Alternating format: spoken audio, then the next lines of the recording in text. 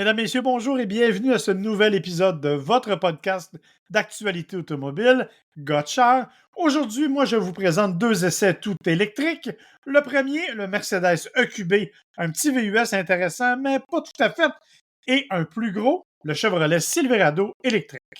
Moi, de mon côté, je vais rester dans le thème avec mon essai du Kia EV9, puis ensuite, on va se tourner vers une hybride, donc on n'est pas trop loin, pour mon essai du Lexus UX. Moi, c'est William Bouchard. Moi, c'est Marc Bouchard et vous écoutez Gotchar.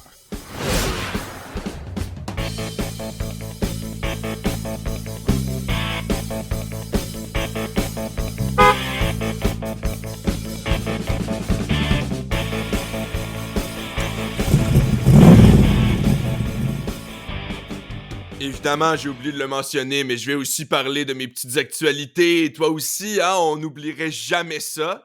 Non, puis surtout que cette semaine, on a quelque chose de particulier. Je pense que tout le monde vous en a parlé, mais ça me tente de faire une petite montée de lait. C'est vraiment l'arrêt, ou du moins la suspension, et on va y venir, des subventions pour l'achat des voitures électriques. Mais on va commencer, William, par la tradition, c'est-à-dire nos essais. Moi, j'en ai fait quelques-uns, dont deux électriques qui m'ont marqué. Le premier, entre autres, c'est le Mercedes-Benz EQB. Un petit VUS duquel, je dois dire, je m'attendais pas mal. OK?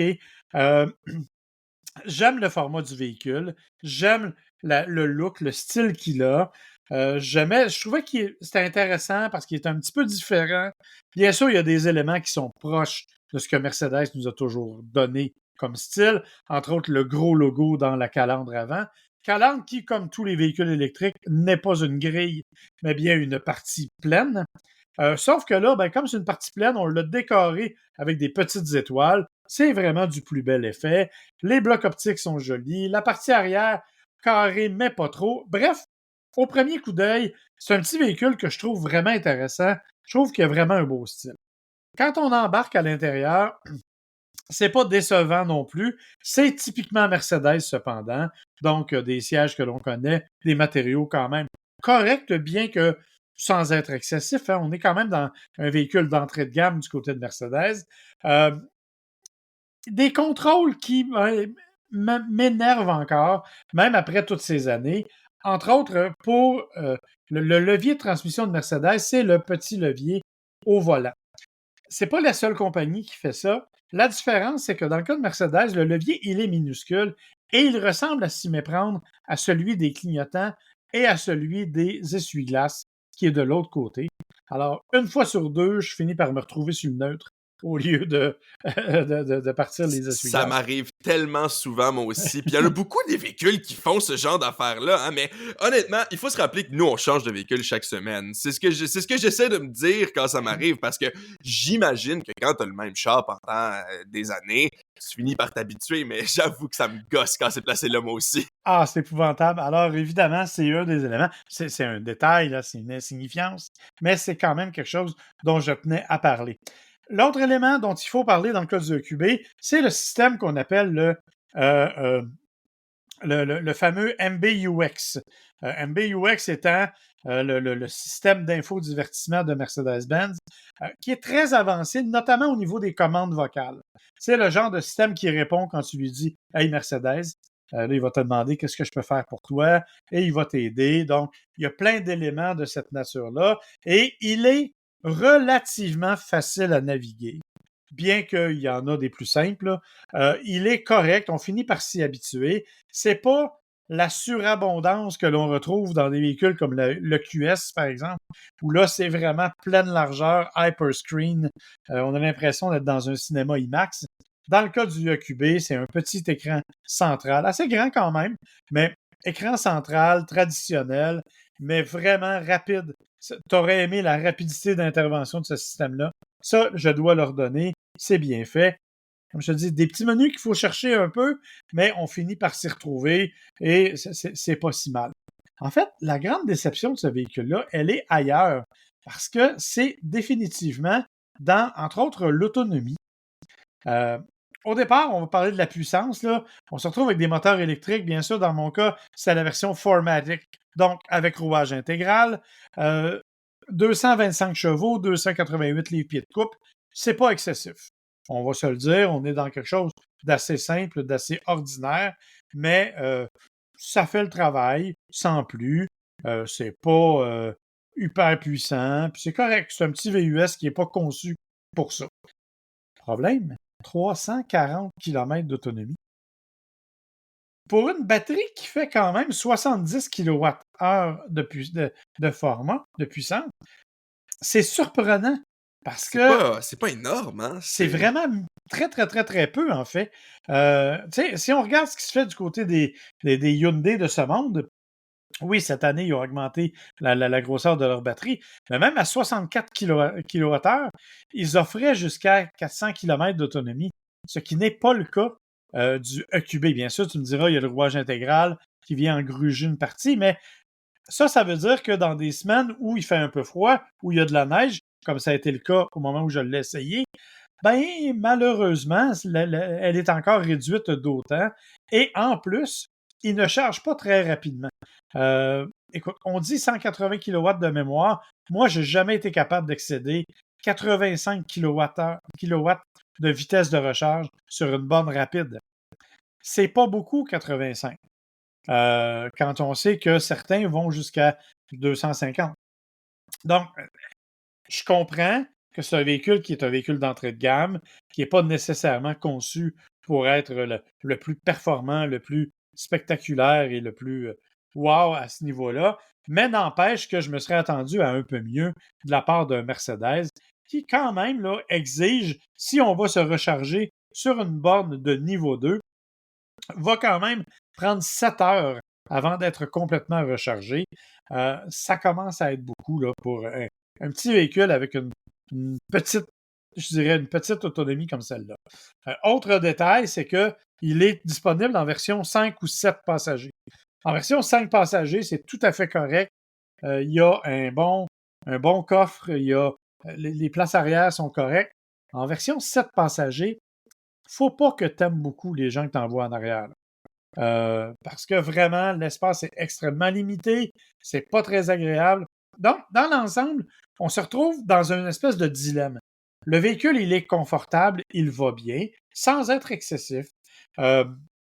Il est bien assemblé, il reprend le luxe et la personnalité standard, si tu veux, d'un Mercedes, mais honnêtement, on aurait préféré un petit peu plus d'autonomie, puis un petit peu plus de sensations aussi au moment où on conduisait. Surtout que, on va se le dire, c'est un véhicule qui vaut quand même 70 000 ou presque, là, avec les options. Pour un véhicule d'entrée de gamme, hein? Pour un véhicule d'entrée de gamme. En fait, il faut que je dise que moi, j'avais la version, comme je l'ai dit, 4MATIC 300. Il existe des versions 250 qui sont un peu moins puissantes. On parle de 188 chevaux, exactement. Même autonomie ou à peu près, là, même un petit peu plus d'autonomie parce que tu peux l'avoir en 2 roues motrices seulement. Donc, tu as 360 km d'autonomie. Et là, on parle d'un prix de 60 000 de base, alors que moi, c'était 65 000 de base. Donc, tu sais, il y a quand même une différence. Il y a moyen d'aller chercher quelque chose d'un peu plus économique, mais honnêtement, c'est un petit peu décevant. Tu me diras que pourquoi il est à ce prix-là. Il aurait dû être plus cher chez Mercedes, mais on avait voulu le placer à ce niveau-là pour qu'il soit admissible aux subventions, c'est-à-dire tout juste en bas de 65 000 Bon, ben ça, comme on va le dire plus tard dans l'émission, ça va prendre un peu le bord, hein? Exactement, mais en tout cas, c'était l'intention de Mercedes. Donc, de ce point de vue-là, je pense que c'était réussi. Mais sincèrement, je suis obligé de te dire que c'est pas nécessairement dans cette catégorie-là, surtout dans les versions électriques, c'est pas nécessairement le véhicule que j'irais m'acheter en premier. M'a un petit peu déçu. Pas un vilain véhicule, mais je te dirais que si j'avais une note à lui donner, je lui donnerais un 68%, pas vraiment plus que ça. Alors, évidemment. C'est très précis. Ben oui, parce que, comment je pourrais dire, je veux juste avoir un petit peu plus que 2 tiers, mais pas exactement 3 quarts. Puis 70, j'aime pas ça comme note, fait que j'ai donné 68. Génial. Point 5. Point 5. 68.5. En fait, c'était point 47, mais j'arrondis. Au moins, merci. Nos auditeurs te remercient. Alors évidemment, vous aurez compris que c'est à peu près 70%, là. C'est que j'avais pris quelques points et j'avais calculé, mais bon, c'est à peu près 70%. Donc un véhicule qui est pas désagréable, mais qui n'atteint peut-être pas les objectifs auxquels on pourrait s'attendre de la part d'un véhicule Mercedes. Avant de passer à mon énorme, gigantesque Chevrolet Silverado, je vais te laisser aller avec le Kia EV9 parce que je pense que lui, tu l'as bien aimé.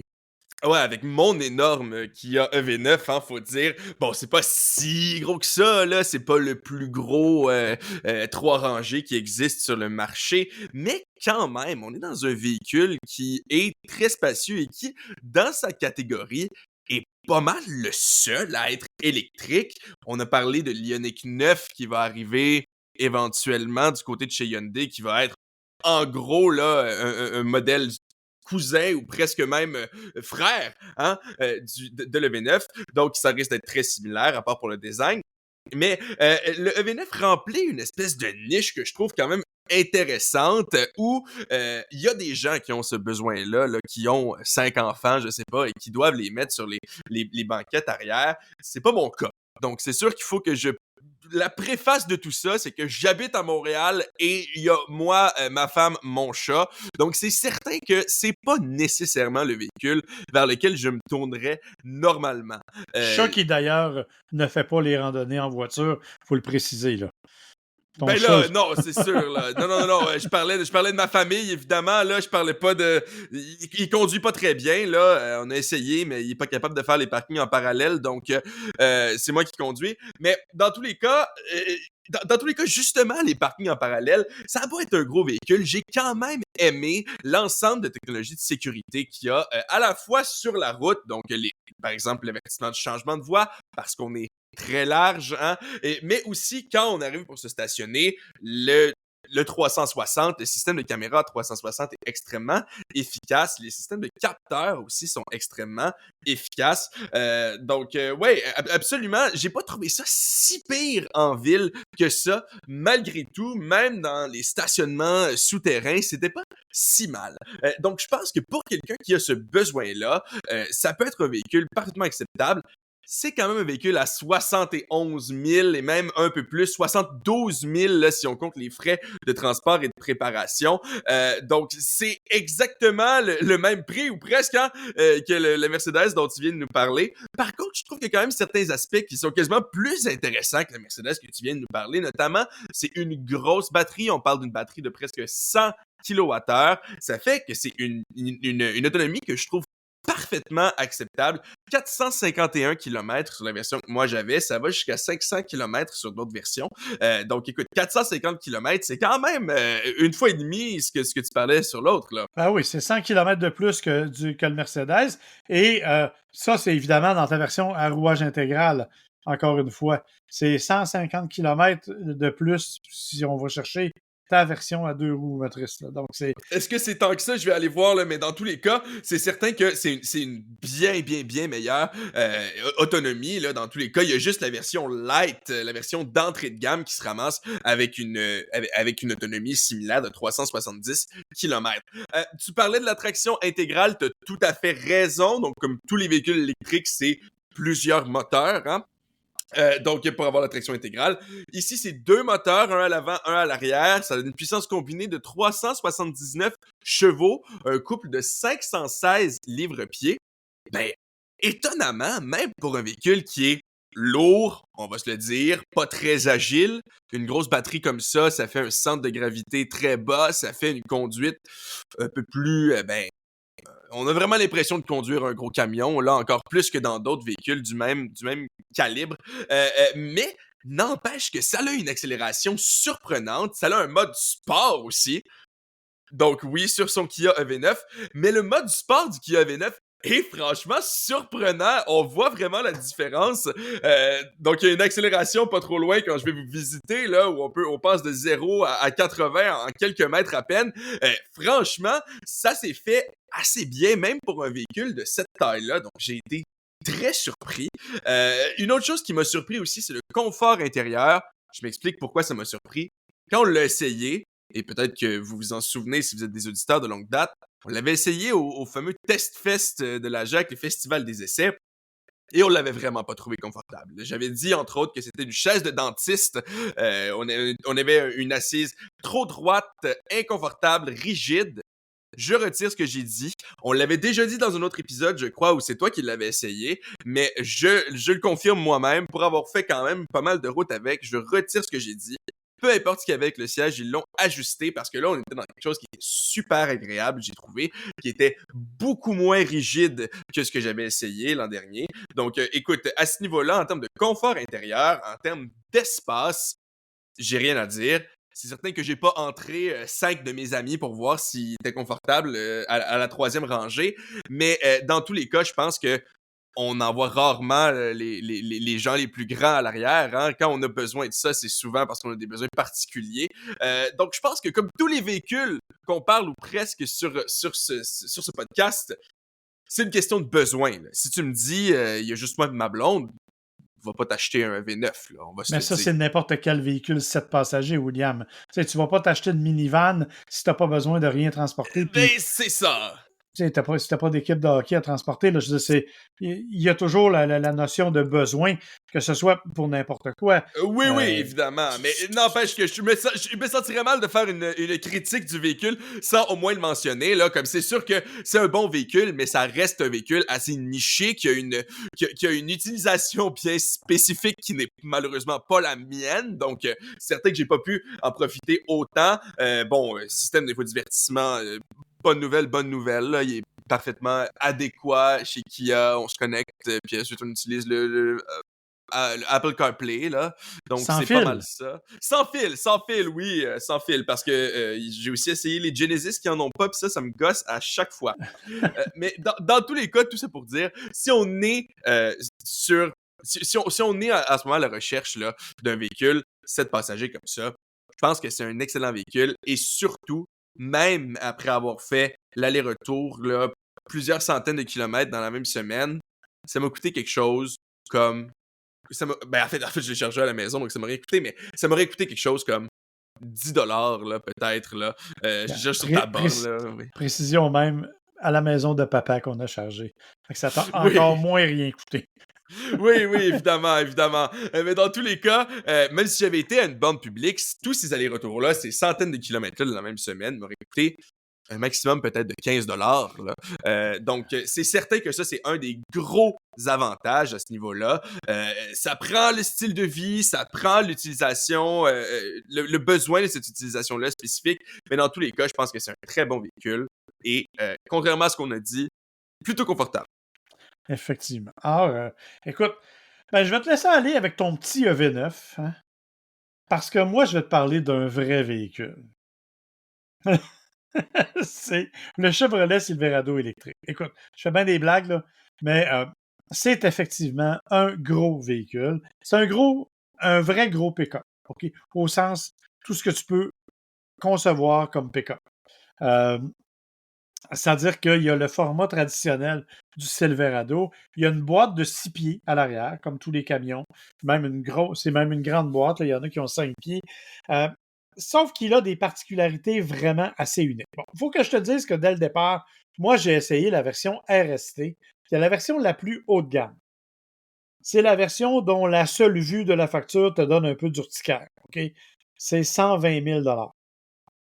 Oh, quand Ouais. même, hein, pour un Silverado. Ouais, c'est ça. C'est un pick-up. Tu me diras que les pick-up les plus équipés sont à 80-90 000, mais à 120 000, ça commence à être beaucoup de sous. Par contre, il existe une version qu'on appelle WT pour Work Truck, donc des versions beaucoup plus dénudées, dont le prix de départ est à 69 000 ce qui est déjà plus raisonnable si on tient compte là, des capacités de travail. Parce que c'est ça la particularité de ce véhicule-là, c'est un camion qui est, écoute, c'est 200 kWh de batterie à l'intérieur du Silverado. Tu sais, là, c'est beaucoup 200 kWh. Ben, c'est le double de celui qu'on vient de mentionner qui est déjà assez gros. Là. Le V9 avait 100 kWh. Là. Exactement. Autonomie, ce matin, au moment où on a enregistré, je l'ai branché, il était plein, 708 km. C'est du solide. C'est absolument fou. Là. Tu peux faire C'est l'aller-retour au Québec. Là. Complètement. C'est vraiment complètement fou. Tu parlais d'accélération. Ton EV9 0-100 5.1. Mon Silverado qui fait 3992 kilos. OK? C'est 7000 livres. Parce que dis-toi que des batteries de 200 kWh, ça prend de la place et du poids. C'est 7000 livres. Il le fait en 4,4 secondes. Il est plus rapide de près d'une seconde que ton EV9 sur le 0 à 100 km/h.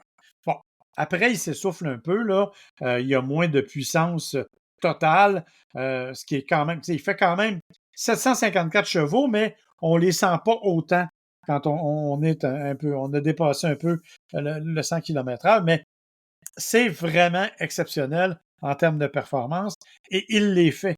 Mais rajoute à ça tout ce qui vient avec. Par exemple, le style, le design.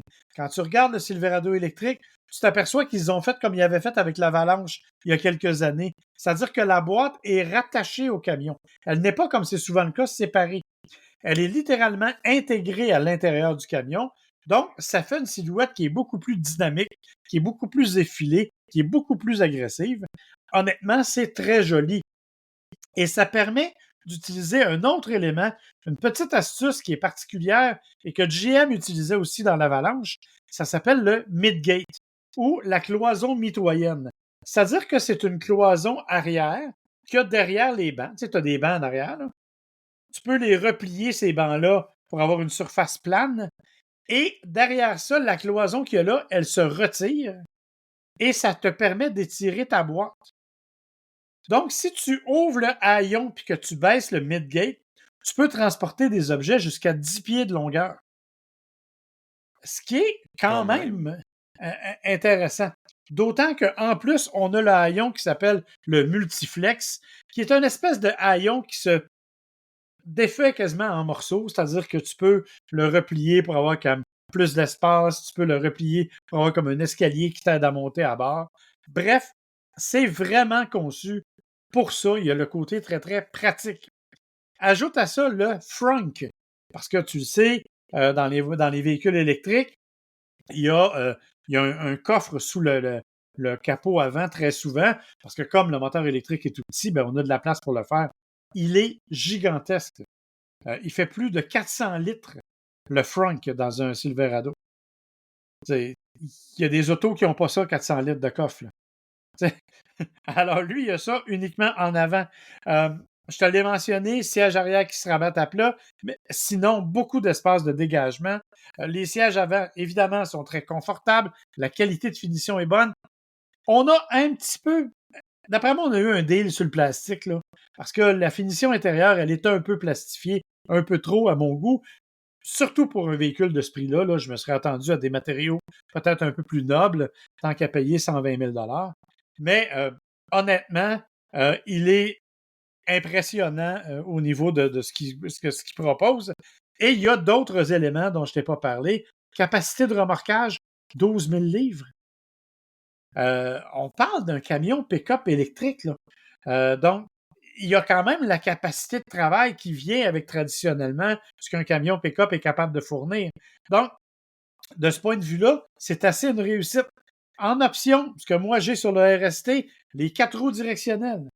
Donc, ça veut dire que tes roues arrière sont mobiles un peu, évidemment. Ils ne tournent pas 90 degrés, là, mais ils tournent un petit peu, ce qui te permet d'avoir un bien meilleur rayon de braquage à basse vitesse. Mais en même temps, ce que ça fait des 4 roues directionnelles, c'est qu'à haute vitesse, les 2 roues se replient vers l'intérieur un peu, ce qui donne encore plus de stabilité au véhicule. Parce qu'on sait tous qu'un pick-up sur une route à vitesse, quand c'est vide, ça a tendance à être un petit peu, avoir un petit peu l'arrière qui vacille. Dans ce cas-là, c'est d'une grande stabilité parce qu'on a ce système-là. Donc, c'est vraiment un véhicule qui est complet, qui est bien pensé. Il y a évidemment, là, je veux dire, je vais t'épargner les 23 caméras, puis le système haut de gamme au niveau du système de son. Bien sûr, un système d'infodivertissement. Ça, par exemple, c'est la partie qui me dérange, système d'infodivertissement. Il n'y a pas de Google ou d'Android Auto, ni d'Apple CarPlay. C'est leur philosophie, hein? C'est là-dedans qu'ils veulent s'en aller carrément. Ouais, actuellement, eux autres, c'est un système interne. Donc, tu peux évidemment brancher ton téléphone, le jumeler, avoir toutes tes fonctions Bluetooth, là, avoir ta musique qui va streamer en Bluetooth. Tu peux avoir faire des téléphones, bien entendu, mais la navigation, ça doit être la navigation embarquée. Il n'y a pas de, t'as pas de compatibilité avec ton téléphone au niveau de Apple CarPlay ou Android Auto. Ça me dérange pas mal.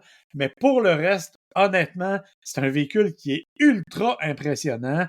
Euh, il fait vraiment le travail à plein de points de vue, mais c'est 120 000 120 000 c'est beaucoup de remorquage nécessaire pour se justifier, là.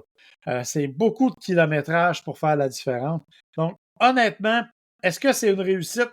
Oui, du point de vue technologique, définitivement, je pense que GM a prouvé qu'ils étaient capables de le faire. Ils l'avaient prouvé un peu avec le Hummer électrique. Là, ils viennent de le reprouver avec le Sierra puis avec le Silverado électrique.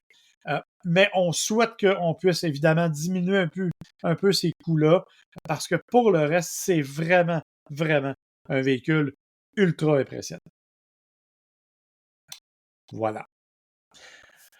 C'est quand même, effectivement, juste entendre les chiffres que tu mentionnais, que ce soit les chevaux, que ce soit la capacité de la batterie, que ce soit l'autonomie, que ce soit le prix, hein, c'était pas mal des chiffres assez impressionnants, c'est le terme. Effectivement. Je t'ai pas parlé aussi d'une autre affaire que tu aimerais particulièrement, c'est le fameux Super Cruise.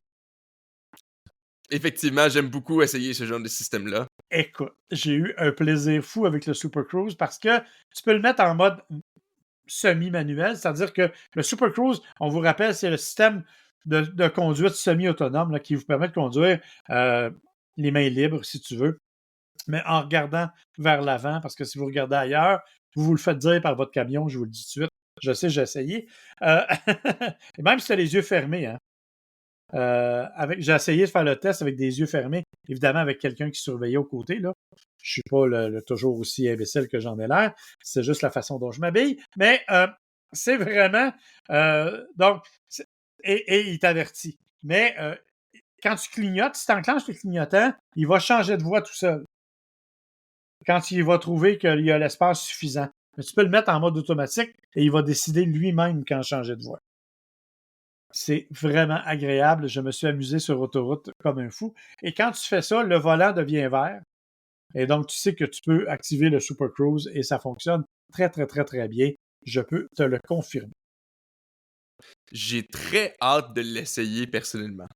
Ben écoute, on s'organisera pour que tu le fasses, bien que, bien entendu, ça demande quand même un petit peu d'espace de stationnement, ce genre de véhicule.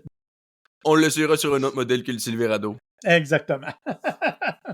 Écoute, moi de mon côté, c'est pas ça du tout, là, mon dernier essai. Là. On est carrément l'autre bout en termes de taille. On est dans un VUS sous-compact. Mais bon, on est quand même dans un VUS sous-compact Lexus. Donc, on peut augmenter un petit peu ses attentes et aussi son budget. Hein? Donc, d'entrée de jeu, c'est un véhicule qui est quand même 48 000 45 800 plutôt, donc 46 000 dollars avec les frais de transport et de préparation inclus. Donc, on est quand même pour un véhicule qui se trouve à être l'équivalent de, je sais pas moi, le Hyundai Venue, là, ou quelque chose comme ça chez Hyundai, par sa position dans la gamme, là, évidemment, pas par sa technologie, mais par le fait que c'est un VUS sous-compact, un VUS d'entrée de gamme, un VUS pas extrêmement puissant. C'est certain qu'on peut se dire, est-ce qu'il y a vraiment un 15 000 minimum de plus de fonctionnalités, de technologie, comme je le disais, de système? À vous de faire le jugement, mais personnellement, j'ai plutôt apprécié. C'est certain qu'on est dans quelque chose qui est pas très puissant. Là. On est dans quelque chose qui est 196 chevaux, qui a un moteur à essence là, de 139 livres-pieds de couple. La raison pour laquelle je dis un moteur à essence, c'est parce que c'est un moteur aussi hybride. Donc, ça va quand même pas mal aider au niveau de la consommation. Ça, c'est probablement son point le plus fort. Encore une fois, j'ai fait peu de route avec, mais quand même à la pompe, ça m'aurait pas coûté grand-chose, même de faire plusieurs allers-retours. Ça m'a presque rien coûté parce que j'ai fait 5 litres au 100 km. Donc, j'ai fait principalement de la ville, j'ai fait principalement, disons, c'était pas de la ville, c'était de l'autoroute, mais avec la quantité de gens qu'il y avait à Montréal, hein, on peut pratiquement considérer ça de la ville. Donc, j'ai fait à peu près 5 litres au 100, ce qui est infiniment bas, ce qui est encore plus bas que ce qu'on nous annonce du côté de chez Lexus. On nous dit 5,6 litres au 100 en combiné. Je trouve ça absolument fantastique et on voit là justement l'avantage du moteur hybride. Oui, puis quand tu le compares à ce qui se fait dans la même catégorie, tu vois, je suis allé jeter un petit coup d'œil. Il se compare entre autres au BMW X2, au Volvo XC40 à essence. Et en termes de consommation, on n'est pas dans le même monde, là. Le Volvo est à 9 litres au 100, le X2 est à 8,5 litres au 100. Et pour ton information, le BMW vaut 49 400 en entrée de gamme. Ça faisait près de 5 000 de plus que ton Lexus.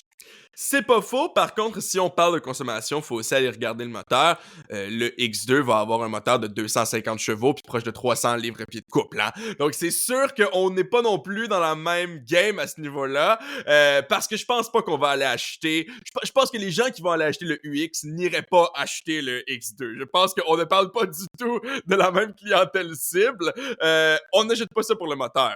Je pense qu'on achète ça spécifiquement parce qu'on veut quelque chose qui va pas consommer beaucoup. C'est vraiment un véhicule de ville, mais est-ce que c'est un bon véhicule de ville? Oui, absolument. Est-ce que c'est ultra confortable? Écoute, j'ai déjà eu des véhicules plus confortables, mais on est quand même dans quelque chose qui va être plus haut de gamme en termes de finition, en termes de matériaux aussi, que le même, encore une fois, là, j'ai dit le Venue, mais comparé avec n'importe quel VUS sous-compact entrée de gamme, là, il y en a plein. La comparaison peut-être que j'ai, c'est le Kicks qui me vient en tête, hein, qu'on a essayé les deux il y a pas si longtemps. Donc, et peut-être que le Kicks a quand même certains des aspects en termes de finition intérieure qui m'ont surpris, qui sont similaires au modèle Lexus, mais c'est certain que Lexus, on parle aussi de fiabilité. Hein, le nom Lexus revient pratiquement tout le temps dans les top whatever de fiabilité dans les marques avec la plus grande satisfaction de ses clients, des propriétaires. C'est certain que Lexus a une bonne réputation à ce niveau-là. Puis aussi, et ce, même si, à ma grande surprise, j'ai vu des gens sur Internet dire qu'ils ne l'aimaient pas, moi, leur système d'infodivertissement chez Lexus, là, je l'aime beaucoup.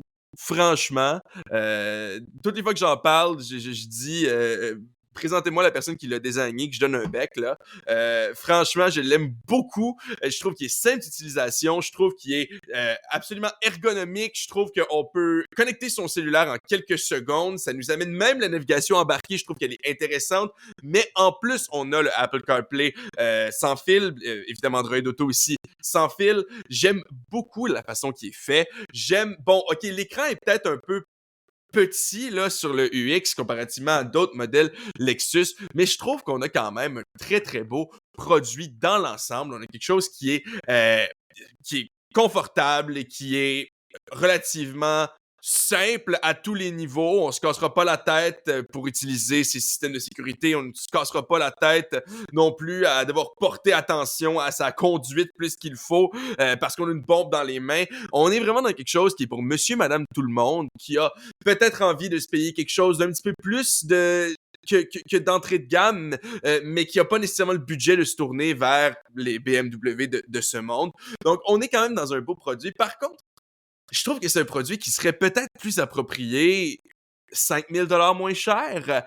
Mais bon, c'est peut-être juste que le marché d'aujourd'hui est tellement plus cher qu'il l'était il y a quelques années que ma vision est différente, ma perspective est différente parce que on en parlait hors d'onde, là, mais hors d'onde, avant, comme si on était en onde, mais tu comprends ce que je veux dire.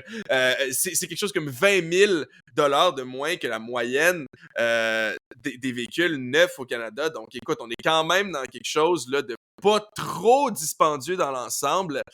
Mais tu sais, je parlais du Nissan Kicks. Quand je regarde tout ce que le Kicks y offre à côté pour 20 quelques mille dollars. Non, attention, le Kicks SR, qui est celui qui je te dirais, se compare le plus peut-être en termes de liste d'équipements, on parle pas de la même qualité de matériaux non plus, est quand même à 35 000.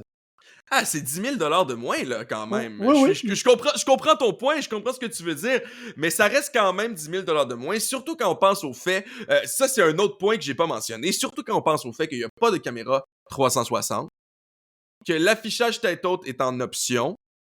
Tout ça, c'est des choses qui sont là sur le Kicks en plus. Peut-être pas l'affichage tête haute, là, mais en tout cas, la caméra 360, c'est là sur le Kicks, absolument, ça je peux te le garantir.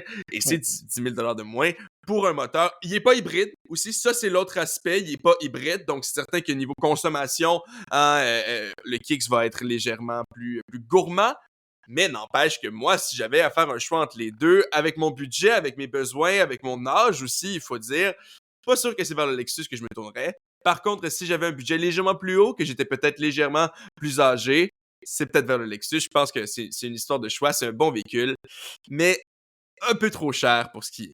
Ouais, effectivement, il faut aimer le genre, hein. Il y en a qui aiment le style avec la fameuse calandre en sablier. Il y en a qui aiment moins ça. Donc, tu sais, c'est sûr que le Lexus est un peu plus controversé. Mais oui, il y a une allure particulière, là. Moi, j'aime beaucoup le Lexus. Je trouve qu'il est le fun et qu'il a l'air très dynamique. Je trouve que visuellement, moi aussi, je l'aime beaucoup. Voilà, ben écoute, c'est ça qui va mettre fin à nos essais pour cette semaine. Comme vous le voyez, vous êtes gâtés. 4 essais pour le prix de 2, hein? Quand même. Et là, Et c'est là, l'heure. Là, tu voulais, là. Vas-y. oui, mais Parle-en. avant de faire ça, je veux te ramener un petit peu à la préhistoire. Oh, Ouais, et c'est pourquoi je te dis ça? Parce qu'au pourquoi donc? moment où il y a quelques minutes à peine, on a reçu un nouveau communiqué de la part de Dodge qui nous dit que pour 2025, ils sont tous contents de nous dire que les produits MI V8 vont être de retour sur les SRT avec leurs 700 chevaux et leurs 18 litres au centre de consommation. Effectivement, ça fait penser au brontosaure, ça. Écoute, sincèrement, je comprends. J'aime conduire le SRT. Je pensais que c'était fini. On nous avait dit que le Durango ne reviendrait plus. Et finalement, on a décidé de le ramener. C'est très intéressant comme choix. Euh, Moi, je pense que c'est finalement juste une décision parce qu'on n'est pas prêt encore à commercialiser autant qu'on le voudrait des véhicules à faible émission. Fait qu'il faut se trouver des alternatives. Et on a décidé Alors, de... on va le faire avec des véhicules à forte émission. Ben, on le fait avec des véhicules qu'on a en stock, je te dirais. Et il faut Ben oui, préciser. c'est juste que c'est certain que là, avec le MI, V8, whatever, on n'est pas dans un véhicule à faible émission ici. Là. Non, non, le 6.2 L4, là, c'est pas exactement des faibles émissions. Mais c'est aussi pour marquer le 20e anniversaire du moteur MI. Est-ce que je suis contre? Ben écoute, on n'est pas exactement dans l'air du temps, on va se le dire, mais bon, c'est une décision comme une autre. Sauf que parlant d'air du temps, ben, on va aller voir ce que nos gentils membres du gouvernement ont décidé de faire un peu plus tôt cette semaine.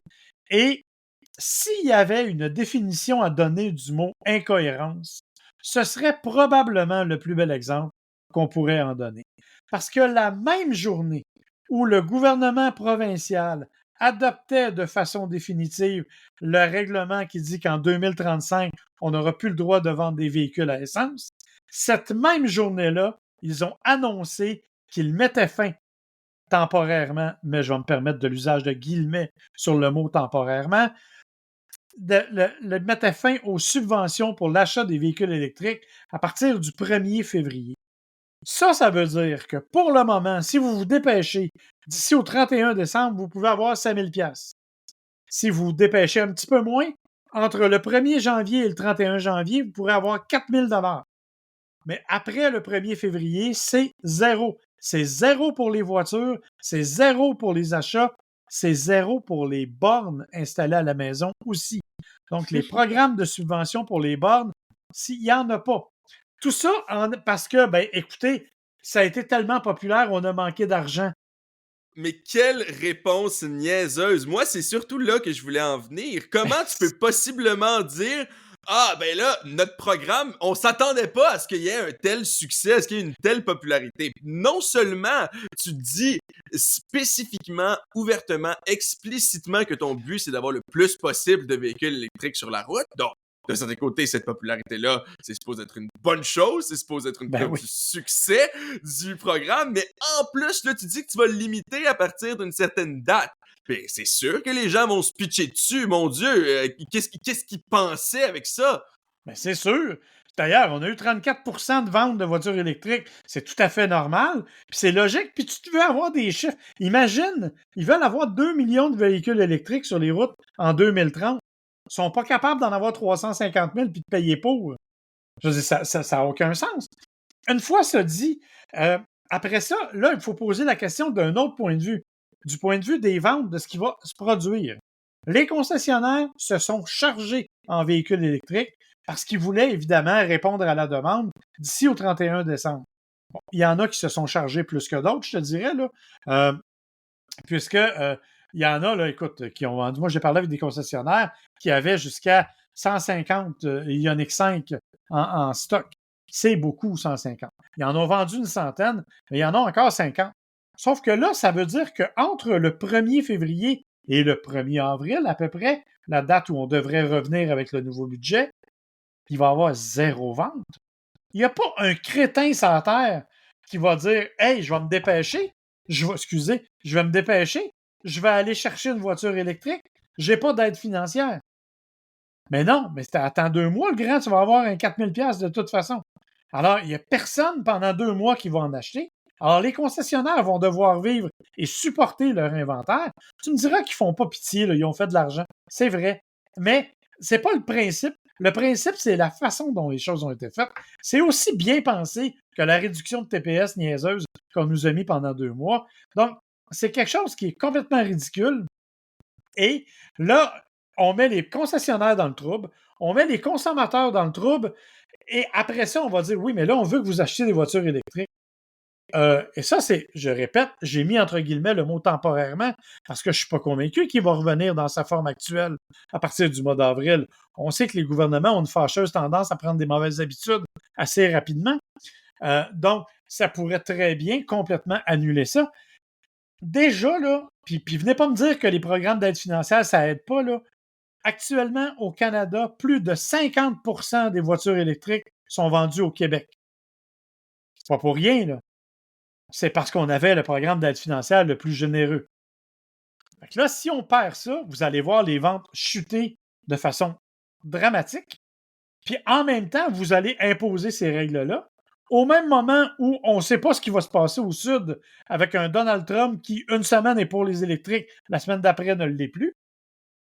Fait que, De toute façon, quand on va devenir le 51e État américain, on va pouvoir se plier à ses exigences. ben oui, exactement. Mais tout ça pour dire qu'on s'est placé soi-même dans une position complètement imbécile et c'est une décision, c'est une mauvaise décision, surtout qu'en plus, le fonds vert a de l'argent, il y en a des tonnes, mais on s'en sert à d'autres fins que le vrai fonds vert. L'argent, elle est là. Venez pas me dire que vous ne l'avez pas, là. Vous diminuez votre dette avec ça au lieu d'aller l'utiliser, alors que cet argent-là provient justement des taxes de carbone et de tout ce qu'il y a. C'est fait pour ça. C'est fait pour inciter à des programmes d'aide financière. Donc, qu'on soit d'accord ou pas avec le programme de subvention, qu'on soit d'accord ou pas avec le fait que les concessionnaires et les manufacturiers font de l'argent, ce n'est pas une façon pour un gouvernement d'inciter les gens à répondre à leurs objectifs. C'est pour moi la meilleure façon, au contraire, de relancer tout un débat à savoir est-ce qu'il y a une valeur aux véhicules électriques ou pas. Vous venez de reculer de 3 ans en faisant un geste pour 2 mois. Je suis tout à fait d'accord avec toi. J'ai peu de choses à rajouter parce que moi aussi, je vois carrément de l'incohérence là-dedans. Puis surtout, comme je disais, c'est la raison qu'on nous a donnée qui me rend encore plus furieux parce que on met la popularité de ce programme-là comme si c'était une de ses fautes, quand en réalité, c'est une des preuves, comme je le disais, de son succès dans un monde où on veut avoir des véhicules électriques. Du moins, écoute, c'est pas obligé d'être son opinion personnelle, mais c'est ce que le gouvernement dit. Ils disent on veut des véhicules électriques et ensuite ils font ça. Je suis d'accord avec toi. Puis je pense que les répercussions que ça va avoir vont aller bien au-delà, même s'ils remettent au même montant qu'avant après les 2 mois là, de pause. Je pense que tu as tout à fait raison que les répercussions vont aller bien au-delà de ces 2 mois-là. Surtout, moi je pense à Jaguar, là. C'est Non, mais mort non. au Québec, là. Non, mais je veux dire, déjà, c'est mort, là. Mais comme quand ils vont arriver, puis qu'ils vont vraiment juste avoir des véhicules électriques, puis qu'il va y avoir absolument personne, déjà, il y a personne qui peut profiter de tous les rabais parce que c'est des véhicules de luxe. Mais je pense à ça, ces concessionnaires-là, eux autres, ils doivent être en train de pleurer, là. Mais Il tout y a le plus monde pleure. personne, il y a plus personne qui a aucun avantage à acheter des électriques en plus chez eux. Mais tous les concessionnaires pleurent, puis je les comprends. Je te dis, là, imagine-toi, là, tu as 50 voitures, dont le prix moyen est de 50 000 l'unité, mettons. OK? OK, tu les payes pas. Quand tu les reçois, là, comme concessionnaire, tu n'as pas besoin de les payer. Tu payes uniquement l'intérêt sur le financement. Mais fais un petit calcul rapide. 50 fois 50 000, là. Ah, c'est 2,5 millions, là. Ah, fait que même à un taux d'intérêt raisonnable de 5 ça commence à faire des paiements mensuels en sachant que pendant 2 mois, tu n'en vendras pas un traître, à moins que le manufacturier décide d'aller fouiller dans ses poches et de dire, moi, je vais compenser la perte tu sais, je vais donner un incitatif de 7 000 Mais s'ils font ça au Québec, il faut qu'ils le fassent partout au Canada. Alors là, on parle d'un investissement majeur dans le cas de tous les manufacturiers. Il n'y a personne qui va faire ça. Oublie ça. Personne qui a les moyens de faire ça. Au moment où les compagnies, ça va pas super bien, on en a déjà parlé en masse. Volkswagen qui ferme des usines, Audi qui veut vendre une usine en Belgique, Porsche même qui veut fermer une usine en Allemagne. Ouais, ma première nouvelle comique, d'ailleurs, est à propos de Porsche que ça va pas bien non plus, là. Ben, c'est ça. Honda, Nissan, on a vu que Nissan avait annoncé, là, certains des membres de l'équipe de Nissan ont dit qu'il y en avait 12 à 14 mois. Bon, la bonne nouvelle, c'est que là, ils se sont associés, mais ils sont en pourparlers avec Honda pour une fusion éventuelle, puis ils veulent intégrer Mitsubishi à l'intérieur de ça, ce qui, en bout de ligne, va être une bonne nouvelle. Mais quand on est rendu qu'on est obligé de faire ça, c'est parce qu'à un moment donné, on a des petits problèmes quelque part. Donc, les compagnies n'ont pas actuellement les moyens d'aller compenser ce genre de pertes-là. Fait qu'ils vont regarder le char électrique pourrir dans les cours, puis espérer qu'éventuellement, en avril, ça va repartir. Une perte économique quasiment plus grande que le gain qu'ils vont faire à pas le payer pendant 2 mois. Exactement. À mon avis, c'est exactement ça. Puis, ce qui pourrait se passer éventuellement, c'est que ces véhicules-là, ben, ils vont s'en aller ailleurs parce qu'il y a peut-être d'autres mondes quelque part qui vont être intéressés, bien qu'actuellement, les ventes, je le répète, ventes de véhicules électriques, plus de 50 sont faites au Québec. Quand on vient me dire que les aides financières, c'est pas la raison pour laquelle les véhicules électriques sont populaires, j'ai un petit peu de misère bien que ne soyons pas cyniques, là, je suis obligé de dire que on dit souvent que les ventes électriques, que les véhicules électriques ne se vendent pas. Faut tempérer. Ils ne se vendent pas au rythme où on l'espérait. C'est-à-dire qu'on avait prévu une croissance, disons, de 10 puis il y a une croissance de 5 mais c'est quand même une croissance. C'est pas, il n'y a pas de décroissance de vente de véhicules électriques. Ça se vend plus que ça se vendait, mais on espérait. Si tu vas atteindre 2 millions de véhicules électriques en 2030, si tu pars de 350 000 qu'on a actuellement, ça veut dire qu'il faut vendre 25 000 véhicules électriques par mois. Ça. Ce qui est pas le cas en ce moment. Ce qui n'est pas le cas, puis qui va l'être encore moins si tu coupes les aides financières. Là. Écoute, je pense qu'on n'a pas besoin de parler plus de l'incohérence de cette décision-là, hein? Non, effectivement, mais ça m'a fait du bien. Tu vois, il y a des jours comme ça. Ben écoute, je vais te faire encore plus de bien. Je vais te faire, je l'espère, sourire un peu.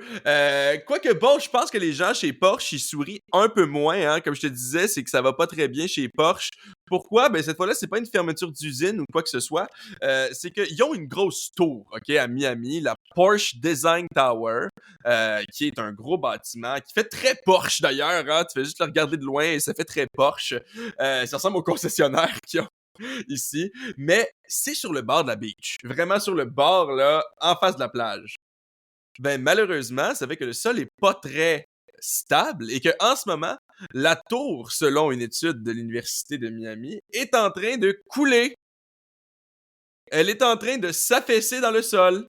Couler, là. Couler, genre, Genre s'affaisser dans le sol, là. ça va devenir la tour de Miami, genre, la tour penchée de Ouais, Miami. c'est ça. Quelque chose comme ça. Quelque chose comme ça. Et c'est juste à quelques... Même pas 1 kilomètre, je crois, de la tour Aston Martin aussi. OK. Fait que finalement, le monde automobile a un penchant en Floride, c'est ça?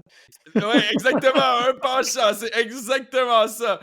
Donc, écoute, je sais pas, en ce moment, c'est pas vraiment un gros problème parce que tous les buildings qui sont là, euh, premièrement, on a déjà calculé ça, c'est pas une surprise qui penche comme ça, mais on s'est rendu compte que c'était un rythme beaucoup plus grand que ce qu'on pensait.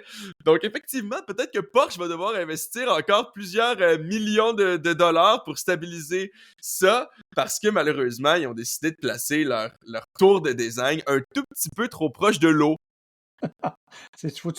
Faut payer pour les beaux paysages, William. Et on dirait bien.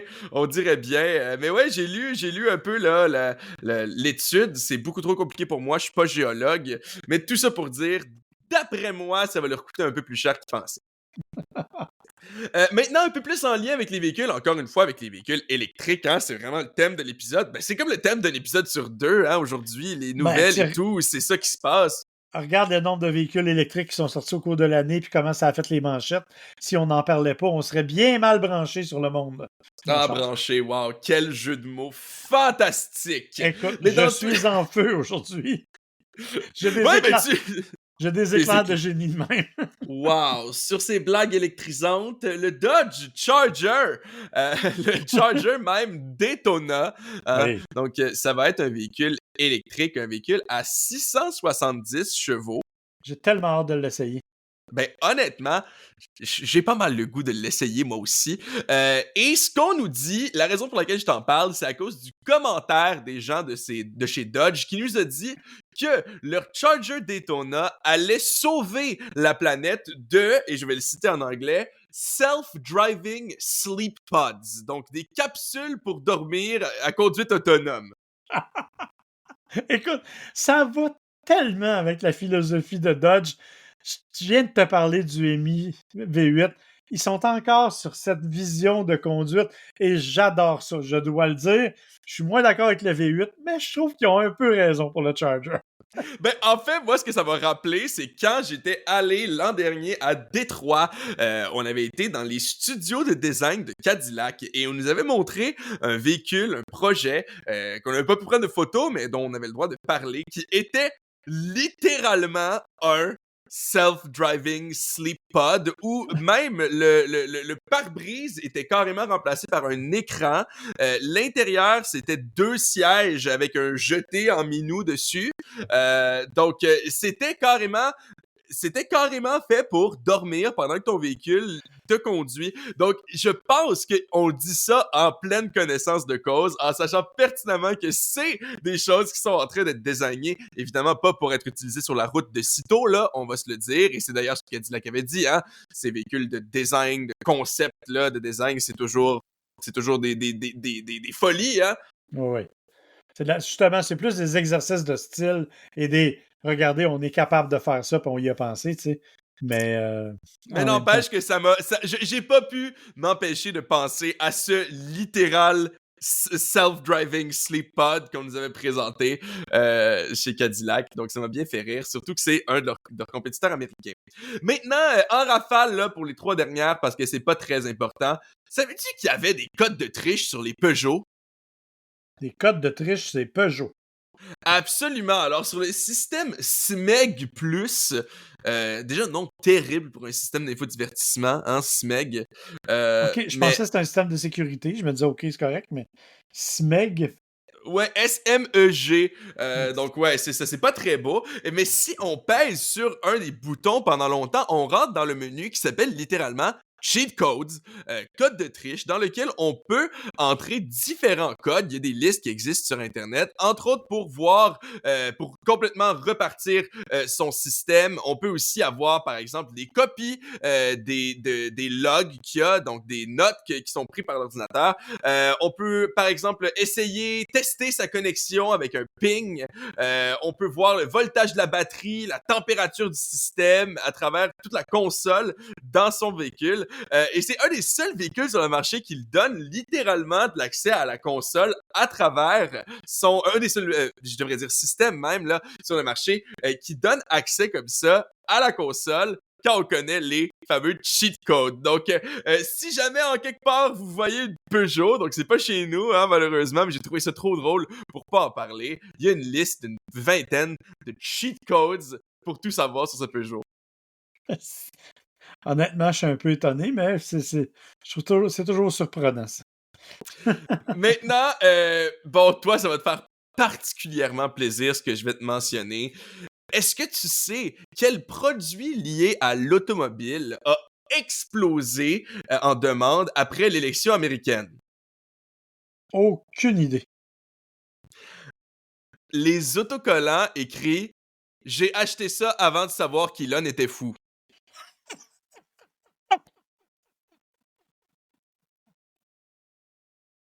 Excusez, je devrais pas rire. Mais en ce moment, sur des sites comme Etsy ou peu importe, les vendeurs d'autocollants pour véhicules avec des phrases comme J'ai cette Tesla depuis un moment » ou I bought this before we knew Elon was crazy euh, sont tellement en demande qu'ils ont de la misère à garder en stock leurs autocollants. On parle de 250 à 300 commandes par jour pour un des vendeurs. Donc, il y a beaucoup de gens qui, peut-être, regrettent leur achat de Tesla ou peut-être pas regretter leur achat à cause du véhicule en tant que tel, mais à cause du nom qui y est rattaché. Donc, je me suis dit que toi, tout particulièrement, tu apprécierais entendre parler de ça. J'avoue qu'elle est excellente. Et c'est effectivement le genre d'autocollant que je me serais probablement acheté si j'étais propriétaire d'une Tesla. Mais ça fait déjà quelques années que j'avais pas l'intention de m'acheter de Tesla, je dirais. Là. On a cru le comprendre, hein? Je pense qu'on a besoin, on n'a pas besoin d'écouter beaucoup d'épisodes pour le savoir. Ben, en fait, OK, je repartirai pas là-dessus. Oui, continue. Oui, dernière nouvelle, on s'en parlera après si tu veux, là, tu pourras tout sortir ce que tu veux. Dernière nouvelle, le pape est passé à l'électrique. Le pape? Le pape est La passé pape à mobile? l'électrique. La pape mobile, absolument, c'est maintenant une Mercedes G580 avec technologie EQ. Hey, là, je suis jaloux. Ben, je te comprends. Ben, Par contre, je suis pas certain que tu voudrais exactement celle du pape, considérant qu'elle a, ben, bien sûr, hein, toutes les fonctionnalités d'une pape mobile avec en arrière la cage à pape. y a-tu un petit trou pour marcher dedans? Il y a une petite place pour embarquer. Il y a une espèce de tapis rouge qui descend par en arrière pour embarquer. J'imagine que les vitres sont par balle aussi, hein. Ça doit. Donc, on peut avoir un 360 du pape autour aussi avec les vitres par balle. C'est fantastique. C'est quand même 580 chevaux et 860 livres-pieds de couple, cette affaire-là, hein? Ouais, mais tu sais, le G électrique qui devrait arriver cette année, c'est un autre des véhicules que j'ai très, très hâte d'essayer. Message aux gens de Mercedes. Il fait à peu près ça, là. Et c'est un véhicule complètement débile, là. Il y a des affaires, bon, qui sont moins nécessaires, là. Il est capable de faire des 360 sur place. Mais Et la pape mobile aussi va être capable de le faire. ben oui, c'est le même véhicule. Alors, à la base, c'est un véhicule qui est capable de le faire. Quand ils l'ont lancé l'année passée à Los Angeles, pas à Los Angeles, à Las Vegas, ils ont bloqué le strip à Las Vegas et il y était 3 G-Wagon qui faisaient des 360 directement en face des casinos. Tu nous en avais parlé même à ce Oui, moment-là. moi, ce véhicule-là, je l'ai toujours dit, le classe G, c'est si l'argent n'était pas une objection à aucun problème, c'est ce que j'irais m'acheter sans aucun doute. C'est totalement irrationnel, c'est purement émotif, mais c'est le genre. Là, en plus, il est électrique, ce qui est déjà. Tu te sentirais encore moins mal. Ouais, parce qu'à 22 litres au 100, je me sentais un peu coupable, mais c'est effectivement le véhicule que j'aimerais avoir dans mes rêves les plus fous. Là. Écoute, t'aurais le même char que le pape? Ça, je t'ai pour dire, à moins que je devienne pape. Mais bon.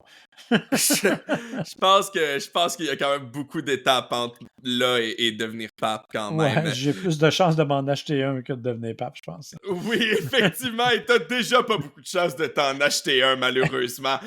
Et d'ailleurs, je suis obligé de terminer avec le commentaire dit par la personne qui l'a écrit sur InsideEVs.com qui dit que 580 chevaux et 860 livres-pieds de couple, c'était bien assez quand ton passager était non seulement assis sur une chaise à l'extérieur, mais en plus avec 87 ans. Donc, c'est certain que même bien attaché à l'intérieur, c'est pas mal pour Monsieur François, là. C'est surtout que, je ne sais pas, voir passer dans une foule le pape à 120 km/h qui fait des babayes, là, ça s'appelle dépêche-toi à prendre des photos. Là. Mais Pas le temps d'embrasser des bébés dans ce temps-là. non, Avant de dire d'autres niaiseries sur les gens qui sont catholiques, euh, en fait, c'est pas sur les gens qui sont catholiques. Là.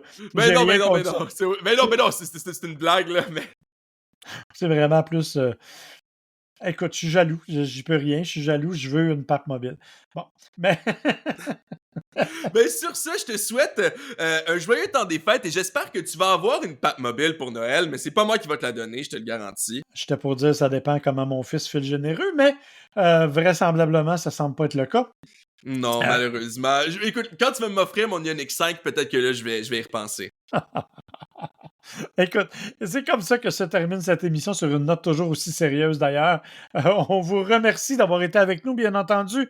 On espère que vous avez apprécié. On aimerait que vous alliez nous donner une petite note sur les différentes plateformes. Ça fait vraiment notre affaire parce que ça nous permet d'être plus connus. Évidemment, partagez tout ça. Si vous avez des questions, on vous invite à nous les poser à info@gotchar.com ou encore sur la page Facebook Gotchar Podcast, bien sûr sur nos pages personnelles aussi.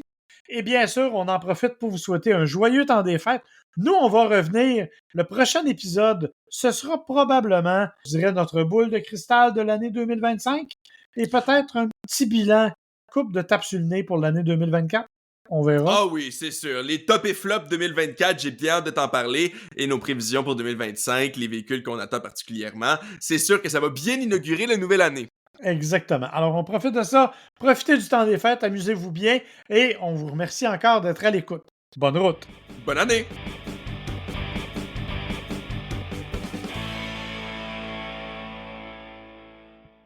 Gotchard est une production de l'agence MWA Bouchard, à l'animation Marc et William Bouchard, au montage sonore Audrey Denomé et pour la musique thème Kevin MacLeod.